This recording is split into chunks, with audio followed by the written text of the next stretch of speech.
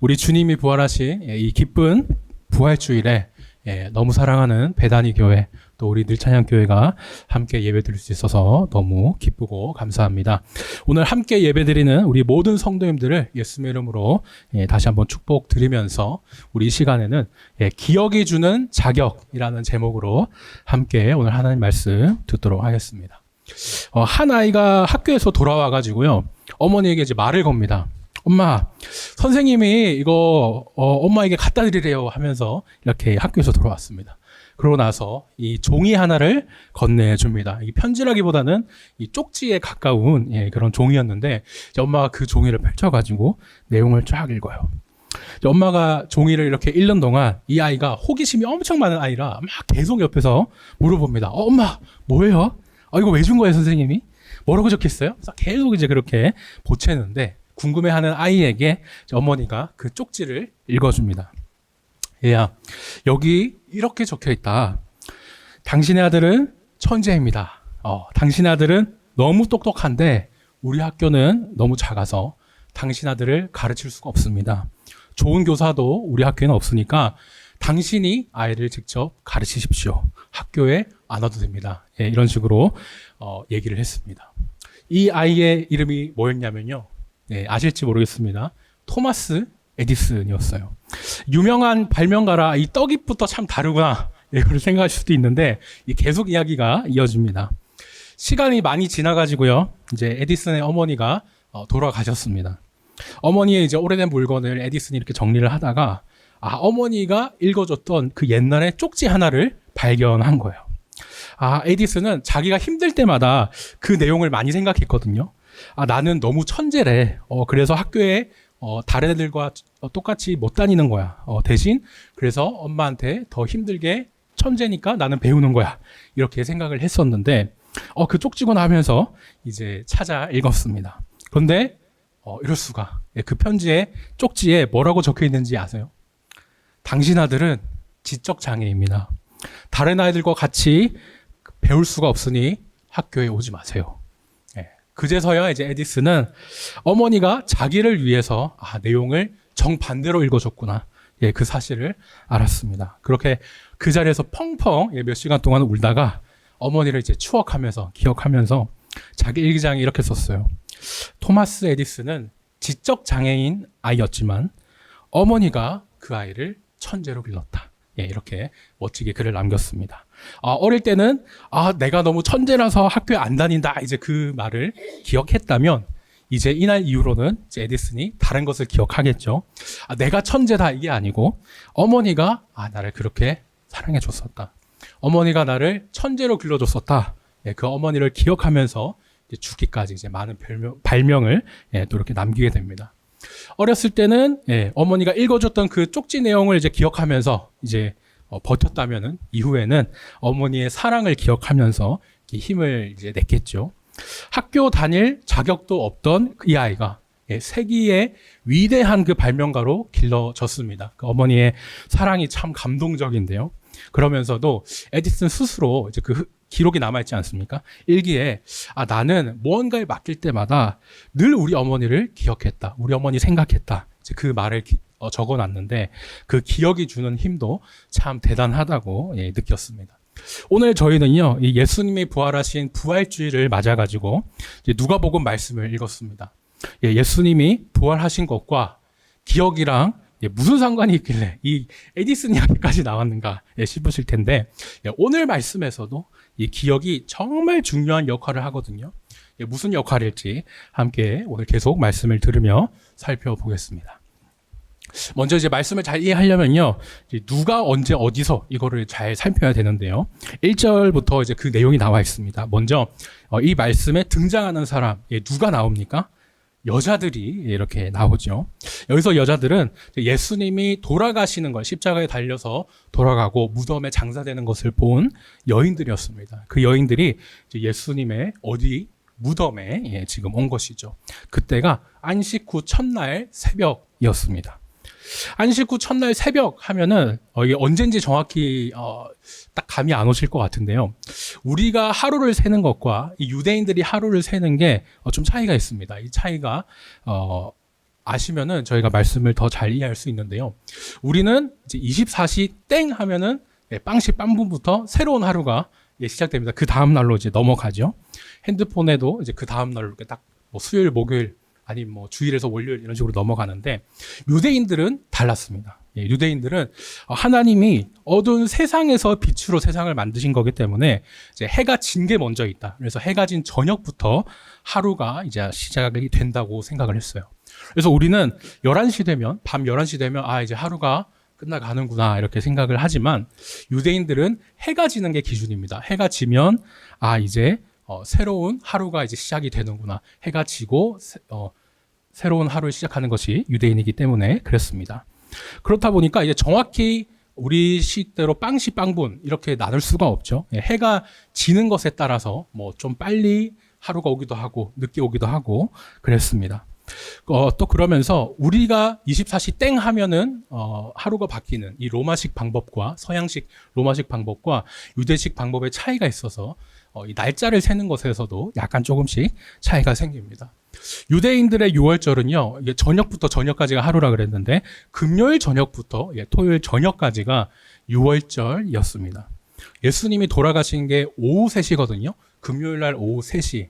그것도 13일이라 그래가지고 저희가 뭐 13일에 금요일 하면 엄청 불길하게도 생각을 하는데, 물론 미신이지만 예수님이 금요일 오후 3시에 돌아가셨다. 이것을 저희가 기억하면 좋겠습니다.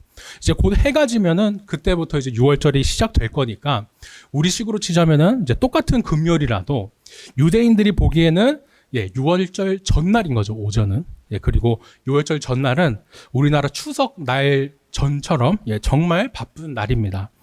6월절 저녁 식사에는 빵과 포도주 그리고 이제 어린 양 고기를 먹거든요. 이거는 이제 6월절 식사를 이제 어린 아이들이 재현을 한 모습인데 작년에 한번 보셨을 겁니다. 빵과 포도주도 이렇게 식사를 위해서 준비를 해야 되지만 오전에 미리 가서 성전에서 이제 어린 양 고기도 받아와야 됩니다. 빵, 포도주, 어린 양 준비하기 정말 이제 정신이 없었겠죠. 근데 그 중에서도 가장 준비하기 까다로운 거가 뭐였냐? 바로 어린 양이었습니다. 포도주야 이제 직접 담글 수도 있고 또 오래 두어도 이제 맛이 깊어지니까 발효가 돼서 문제가 없지만 어린 양은 고기에다가 제물이지 않습니까?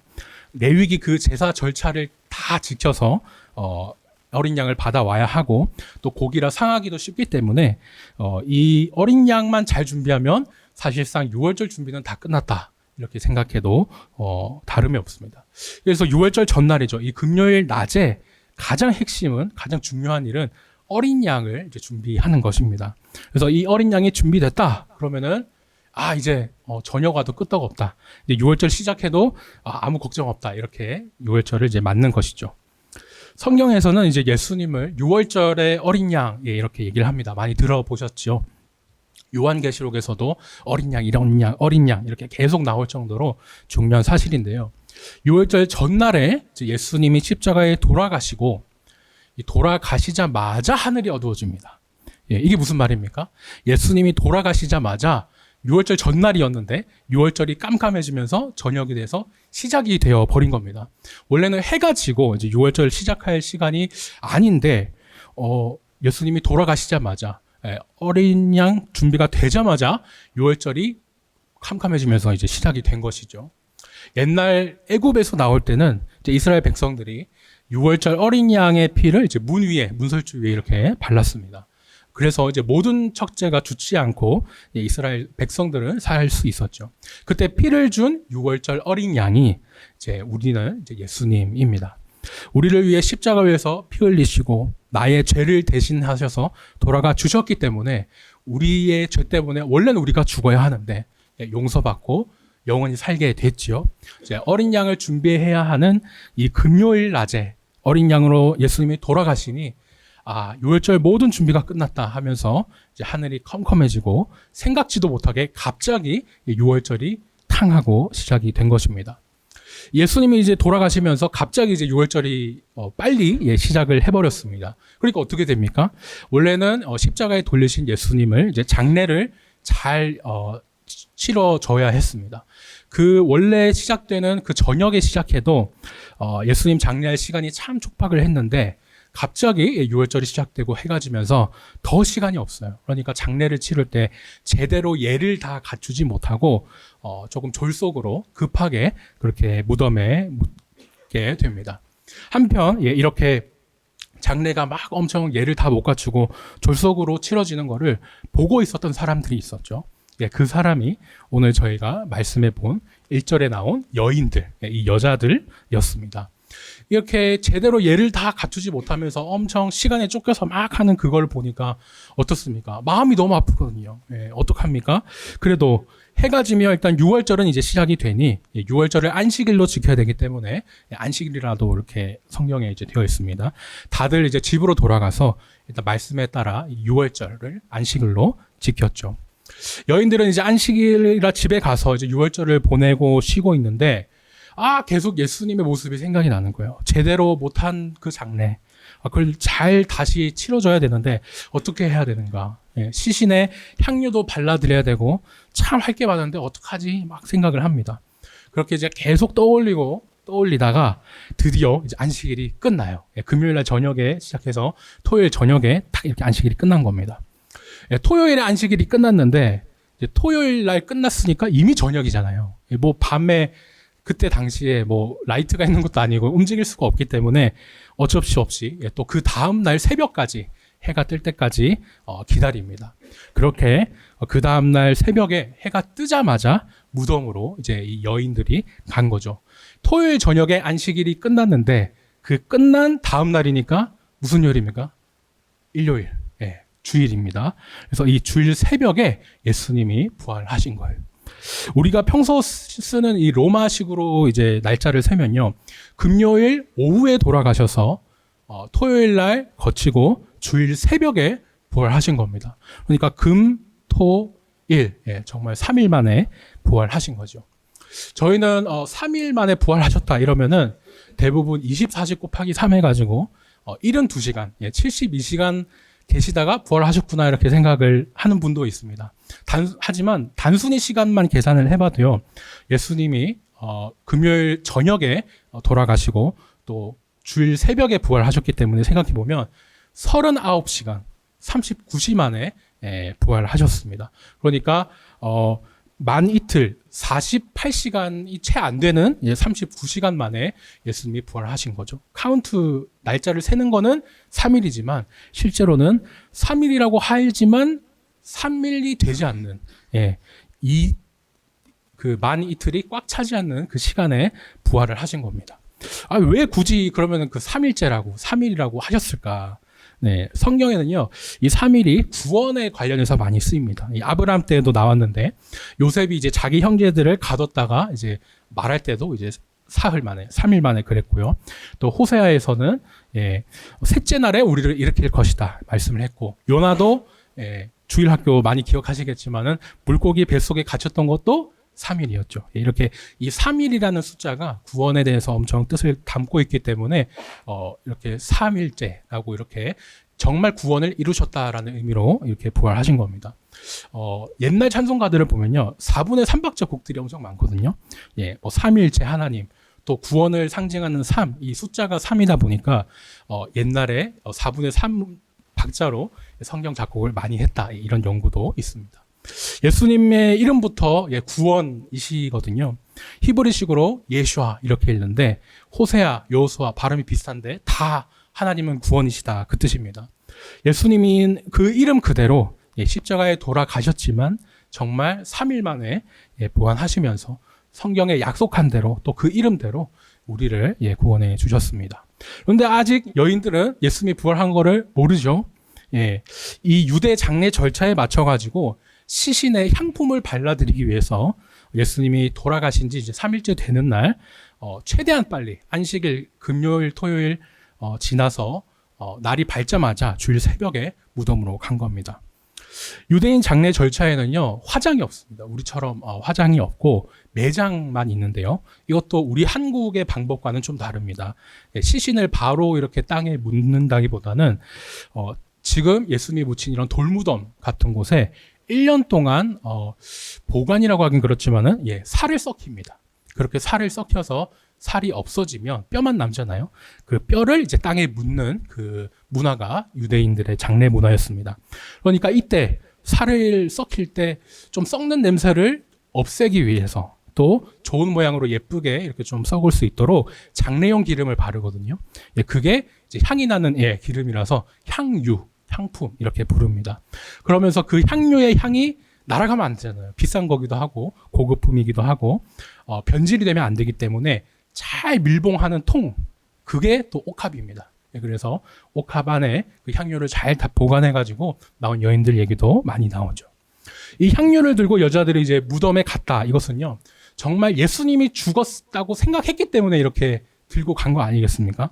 예, 그 시신의 장례 절차를 마무리 온전하게 해드리고 싶어서 얘를 갖추려고 그렇게 장례 용품을 들고 간 것입니다. 부활했을 거라고는 전혀 생각을 못했습니다. 근데 가서요, 이 여인들이 깜짝 놀라요. 예, 바로 어떻게 돌이 무덤에서 굴려 옮겨져 있던 거였습니다. 예, 작년 예배도 보여드렸었는데요. 예루살렘에는 이 예수님의 무덤으로 알려진 곳이 있습니다. 여기에 이제 홈이 있지 않습니까? 홈. 네, 이 홈이 보시면은 좀 기울어져 있어요. 여기 사진은 잘 안 남겼습니다만. 그래서 닫을 때는 내리막길이라서 쉽게 돌이 돌돌돌 굴려가지고 잘 닫히거든요.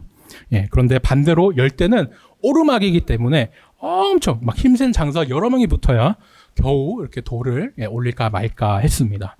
그러면은 이제 여인들은 예수님이 지금 돌아가셨고 무덤에 그 막힌 돌을 어떻게 열 수 있을까? 지나가는 남자들에게 좀 부탁해서 열어달라고 할까? 막 고민하면서 이렇게 무덤에 갔었겠죠. 아니 근데 어떻게 문이 열려 있는 겁니다. 예. 새벽에 동 트자마자 이 여인들이 나왔는데 우리보다 더 빨리 온 사람이 있나? 누가 그새 돌을 옮겼지? 어떻게 옮겼지? 많은 생각을 하면서 이 무덤으로 더 가까이 왔습니다. 그러고 설마 하면서 이제 무덤 안을 봤는데 예수님이 안 계시죠. 예수님의 시체가 사라지고 없었습니다. 오늘 4절 말씀을 보면요. 우리말에는 근심이라고 되어 있는데 이 원어로 보면은 정신적으로 정말 센 충격을 받았을 때 이런 말을 씁니다. 그러니까 우리식으로 요즘식으로 말하면 멘탈이 나갔다. 학생들 표현으로 뭐 패닉에 걸렸다. 공황 상태 이렇게까지 표현할 수 있는 정말 강한 단어거든요. 너무 놀라가지고 왜 없지? 하면서 막 이제부터 뭘 해야 되지? 몸도 굳고 생각도 굳고 그 상황에 이제 여인들이 빠진 겁니다. 예수님이 분명히 무덤 안에 묻혀진 걸 자기들이 봤거든요. 또 시신이 놓여진 것도 봤거든요. 그래서 그 시신에 바르려고 그 장례 기름, 향료까지 가져온 건데 이게 어찌된 일인가. 놀란 걸 넘어가지고 이제 뭘 어떻게 해야 될지도 모르겠고 저 말 그대로 패닉에 걸린 겁니다. 이제 그렇게 있는데 이제 환한 옷을 입은 두 사람이 옆에 섰습니다. 우리는 천사인 걸 알고 있어요. 당연히 천사인 걸 알고 있습니다. 하지만 4절에서는요, 천사라고 안 하고 두 사람이라고만 이렇게 말을 하고 있습니다. 왜 그런지 뒤에서 저희가 더 설명을 듣겠습니다. 이 두 사람은요, 놀란 여인들에게 이렇게 얘기를 해요. 죽은 예수님의 시체가 여기 있을 줄 알았겠지만 아니다. 살아계신 분을 왜 죽은 자 가운데서 찾느냐. 예수님은 여기 무덤에 계시지 않고 살아나셨어 하면서 놀라운 반전을 줍니다. 그러면서 이제 더 나오는 것이요. 바로 이제 갈릴리에 계실 때 너희 여인들에게 뭐라고 말씀했는지 기억해봐. 이렇게 말씀을 하세요. 이제 그 말씀은 예수님이 십자가에 못 박히고 3일째 되는 날에 살아나겠다. 3일 만으로 3일이 아니라 저희가 하나, 둘, 셋 이렇게 3일인 거 제가 말씀을 드렸죠. 그때 3일째 되는 날에 살아난다고 이제 한 말씀이었습니다. 앞서 예수님은요, 이제 저희가 성찬의 그런 기본이 되는 최후의 만찬이죠. 6월절 마지막 그 식사를 하셨습니다. 그때 이제 제자들에게 하신 말씀이 있거든요. 당시 이제 문화에서 제자들은 다 남자였기 때문에 이제 남자들만 모인 자리에서 예수님이 그러신 거예요. 내가 너희를 위하여 죽지만 3일 만에 내가 부활할 거야. 이렇게 말씀을 하셨습니다. 그런데 지금까지 이 여인들에게는 그 부활하신다고 말하신 적이 없거든요. 그 내용이 누가복음에는 안 나와 있습니다. 지금까지 말을 안 하고 있었는데 이 두 남자가 반전으로 얘기해 주는 거예요. 여인들아, 당신들에게도 예수님이 갈릴리에서 말씀해 주셨잖아 라고 얘기를 합니다. 그러니까 지금까지 누가가 일부러 말하지 않고 있다가 예수님이 갈릴리에 있을 때 여인들에게도 이 부활의 소식을 미리 전해 주셨었구나 라는 것을 이제 반전으로 크게 이제 주는 것이죠. 원어 순서를 보면요. 또 6절에는 갈릴리에 계실 때라는 말이 제일 마지막에 되어 있습니다. 당신들에게 어떻게 말씀하셨는지 기억 안 납니까? 말씀하셨잖아요. 갈릴리 계실 때 이런 식으로 여인들에게는 무덤이 빈 게 큰 반전이라서 이제 놀랬다면은 우리에게는 여인에게도 말씀해 주셨었네. 남자 제자들에게만 말씀해 주신 게 아니었네 하고 깜짝 이렇게 또 반전으로 놀라게 되죠. 여인들은요 처음에는 이제 예수님이 부활하신 것을 믿지 못합니다. 예. 하지만 이 두 사람의 말을 듣고 나서 예수님이 부활하실 거라고 했잖아. 기억해봐 라고 하면서 그 말씀을 기억합니다. 맞아. 예수님이 십자가에 못 박혀서 돌아가시지만 3일 만에 다시 살아나실 거라고 했는데 그 여인들이 예수님의 말씀을 이제 기억을 하죠. 그러면서 안 믿어졌던 그 부활의 사실이 믿어집니다. 그리고 이 기쁜 소식을 부활하셨다는 소식을 나만 알 수는 없어 하면서 빨리 이제 다른 사람에게도 전해야지 하고 그 무덤을 떠나가죠. 누구한테 가서 말했을까요? 네, 일단 예수님이 부활했다는 소식을 듣고 제일 기뻐할 만한 사도들한테 갑니다. 사도들은 이제 다른 제자들하고 이렇게 모여 있었는데요. 여인들이 이제 예수님이 부활했다고 이제 말하니까 반응이 이렇습니다. 할렐루야. 그렇지. 난 부활하실 줄 알고 있었어. 이랬으면 좋겠을 텐데, 그렇지 않았죠. 여인들의 말을 허탄하게 여기면서 믿지는 않습니다. 우리말에 또 허탄하다고 이제 되어 있는 말은 원어로 보면은 제가 아까 패닉 그 얘기를 했는데 이제 원어의 쓰임새를 보면은 정신착락증에 빠져서 하는 말 아니면은 정말 어처구니 없는 말, 헛된 말 이런 말같이 이 표현도 엄청 센 단어거든요. 그러니까 지금 그러면 안 되지만 당시 문화에서 여인들을 정말 무시했구나라는 것을 저희가 볼 수 있습니다. 당신네들이 예수님 돌아가시고 나서 너무 슬퍼해가지고 지금 헛것을 받고만 이상한 소리 하지 마세요. 정신 나간 소리 하지 마세요. 이렇게 강력하게 좀 얘기를 한 겁니다. 아니 어떻게 예수님이랑 가장 가까웠던 사람이고 리더급에 그래도 좀 믿음이 있다는 사람인데 이 사도들이 이렇게 얘기를 할 수 있나 싶지만 이것도 이제 당시의 문화가 지금과 좀 달랐기 때문에 일어난 일입니다.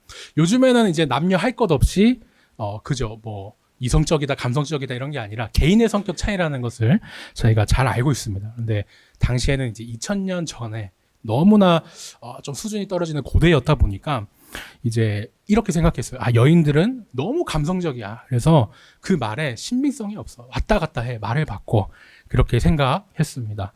게다가 이제 당시에 주로 사회생활을 하던 사람들이 이제 남자들이었기 때문에 증인을 세우려면은 최소한 남자 2명이 있어야 증인을 제대로 세울 수 있었습니다. 그러니까 당시의 문화 그리고 성경으로 봐도 이 여인들은 소위 이제 증인의 자격이 없는 셈이었던 거죠. 치사해도 어떻게 하겠습니까? 당시 고대 문화, 이 수준 낮은 문화에서 그랬었습니다. 사도들이 이제 이 여인들의 말을 안 믿어주는 것도 저희가 이제 참 답답하지만 어느 정도 이제 이해가 됩니다. 하지만 그래도요, 생각해보면 이렇게 자격을 갖춘 증인은 먼저 앞에 이렇게 나온 적이 있습니다. 뭐냐? 예수님 무덤 안에 있을 때 두 천사라고 안 하고 두 사람이 나왔었죠. 그 두 사람이 자격이 맞는 증인이었는데 그 두 사람이 여인들에게 예수님이 다시 사셨다고 그렇게 말씀해 줬었습니다. 영어에도 영어 얘기해서 죄송합니다. 맨이 이제 남자이지만 사람의 뜻이 있는 것처럼 그리스어도 똑같거든요. 원어도 똑같은데 그래서 이 두 사람은 사실 두 남자라고 이렇게 번역할 수 있고요. 오늘 말씀에서는 두 남자라고 번역하는 것이 더 좋겠습니다. 두 남자가 그 증인의 역할을 할 수 있는 자격이 되는 사람이기 때문에 성경은 일부러 두 천사라고 하지 않고 두 남자라고 그렇게 표현을 한 거죠. 사도들이 이제 자기들의 여인들의 그 말을 안 믿어줍니다. 여인들 입장에서 완전히 속이 뒤집어질 거 아닙니까? 23절을 보면 여인들도 이 두 남자가 천사인 걸 알았습니다. 예수님. 예수님 부활하신 걸 왜 우리한테 전해가지고 증인 자격이 있는 그 두 남자 그 천사를 통해가지고 사도들한테 보내지 왜 우리 증인 자격도 없는 우리를 통해서 이렇게 전하게 하셨는가? 예, 한두 명도 아니라 다 그 사도들 모여 있는데 모두가 사도를 통해서라면 다 그 증인의 자격 있는 사람들의 말을 믿었을 텐데 예, 그렇게 원망했을지도 모르겠습니다. 근데 참 신기하죠. 예, 하나님은 그 부활의 소식을 전하는데 두 남자를 쓴 것도 아니고요. 사도들을 쓴 것도 아니고 당시에 최소한의 증인 자격도 없다고 했던 여인들에게 먼저 나타나서 여인들에게 보여주시고 또 여인들을 통해 예, 부활이 전해지게 하셨습니다. 그래도 그나마요, 예, 다행인 것은 한 사람은 이 여인들의 말을 좀 귀 기울여 들었습니다. 예, 바로 베드로였죠. 그 말을 듣고 달려가가지고 진짜야? 이렇게 구부려 예, 무덤 안을 들여다봅니다. 예, 당시 이제 무덤은 이렇게 예, 돌로 되어 있어가지고 이제 1m가 이제 조금 더 이렇게 지금 이렇게 더 큰데 이제 허리를 숙여가지고 이렇게 들어가야만 했거든요. 그러니까 베드로가 허리를 숙여가지고 이렇게 안을 들여다보는 겁니다. 안에 들어간 게 아니에요. 안에 이렇게 들여다만 봤습니다. 여인들은 어때요? 안에 들어갔죠. 베드로는 안에 들어가지 않고 안에 이렇게 들여다만 봤고 여인들은 부활을 믿었지만 베드로는 놀랍게 여겼지만은 정말 맞나? 아닌가? 그냥 고민하면서 집으로만 예, 돌아갔습니다. 누가가 이제 누가복음 다음으로 누가복음을 상권으로 썼다면 학원으로 이어서 쓴 게 이제 사도행전이지 않습니까?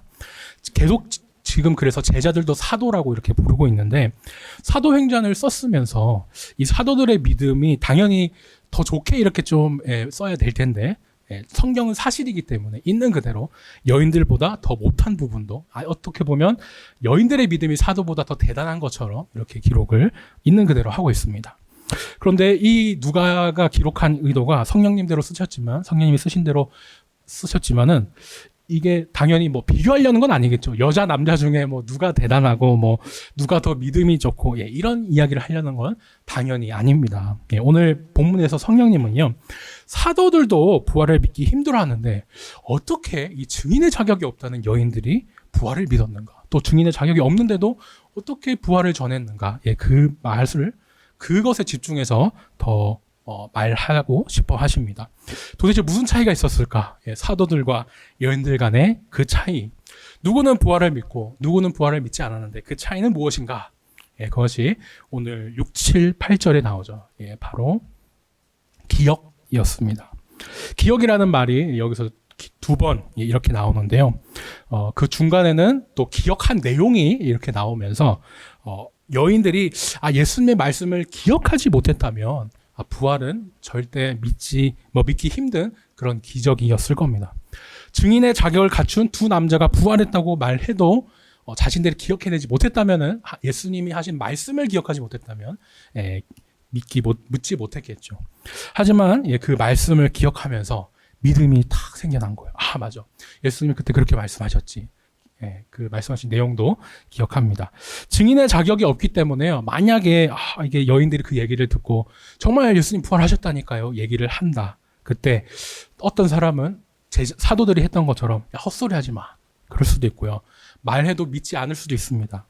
하지만 그래도 여인들은 이미 그 예수님의 하신 말씀 기억하고 믿으면서 내가 아는 이 사실, 내가 아는 이 복음, 내가 이 소식을 내가 전하지 않고서는 버틸 수가 없다. 그러면서 사도들에게 가서 무시당하고 정신 나간 소리 하냐 이런 소리를 들을 걸 알면서도 당시 문화에서 그럼에도 불구하고 부활을 증거했습니다.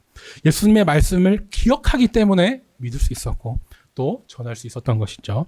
물론 이제 나중에 베드로를 비롯한 다른 사도들도 정신을 차립니다. 소위 말해서 예수님의 말씀을 또 기억하고 이제 똑같이 부활의 소식을 이제 믿게 되는데요. 어쨌든 하나님께서 제일 먼저 부활을 보이신 사람, 전하게 하신 사람들이 당시에는 자격이 없는 사람들이었다는 것. 말해도 남들이 잘 믿어주지 않는 그 사람을 통해서 복음을 전하게 하셨다는 그 사실이 중요했습니다. 말씀을 정리하겠습니다. 저희는요, 자격이 있는 사람일까요? 없는 사람일까요? 많은 사람들이 이제 스스로 자격이 없다고 이렇게 많이 겸손하게 또 생각을 해주십니다. 그렇죠. 우리는 모두 죄인이기 때문에 또 매일 죄를 짓고 또 짓기 때문에 참 구원의 자격이 없는 사람들이에요. 하지만 이런 구원의 자격 없는 우리를 어떻게 하셨습니까? 예수님께서 우리에게 그 구원의 자격 주시려고 예수님이 우리를 위해 돌아가 주셨죠. 스스로 하늘 보좌의 자격을 예수님이 내려놓으셨기 때문에 우리가 대신 구원의 자격을 얻을 수 있었습니다. 우리는 자격 없는 자지만요, 예수님 덕분에 우리는 구원을 받을 자격, 또 복음을 전할 모든 자격을 얻게 됐습니다. 오늘 저희가 말씀 후에 성찬을 나눌 텐데요, 예수님께서 빵을 떼고 포도주 나누시면서 또 하신 말씀이 있죠. 나를 기억하라. 예. 저희가 이제 성찬을 하면서 우리에게 구원 주시고 또 복음을 전할 자격을 주신 예수님을 함께 기억하면 좋겠습니다. 빵을 떼면서 예수님의 살이 나를 위해 찢겨나갔던 사실, 그것을 기억하고, 또 포도주를 나누면서 예수님의 피가 나를 위해 흘려졌던 것, 그것을 기억하는 거죠. 근데 왜 또 빵과 하필 포도주이냐 생각할 수도 있는데, 유대인들에게 빵은 우리의 쌀밥같이 매일 먹는, 식사 때 먹는 식량이었고요. 또 포도주는 우리의 물과도 같은 음료였죠. 예수님은 우리가 그러니까 기억하라고 하실 때, 빵을 먹을 때 기억해라, 포도주를 먹을 때 기억해라, 그 말은 우리가 매일 어떻습니까? 밥을 먹을 때, 우리가 매일 물을 마실 때 나를 기억해라, 그 한 말씀과 똑같죠. 매일매일이 고난이고 또 살아있는 것 자체가 고난인 그런 분이 우리 가운데도 계시다면, 매일매일 식사하실 때, 또 물 드실 때, 그때 죽기 위해 태어나셔야만 했던 예수님을 기억하셨으면 좋겠습니다. 그 예수님의 죽음을 기억하면 그 죽음이 우리를 살리실 것입니다. 바라기는요, 우리에게 구원과 복음 전할 자격을 주시기 위해 돌아가신 예수님을 기억하며 성찬으로 매일매일 늘 예수님을 잊지 않는 저와 우리 귀한 배단이 늘 찬양 교회 성도님들 되시기를 예수님 이름으로 축원합니다.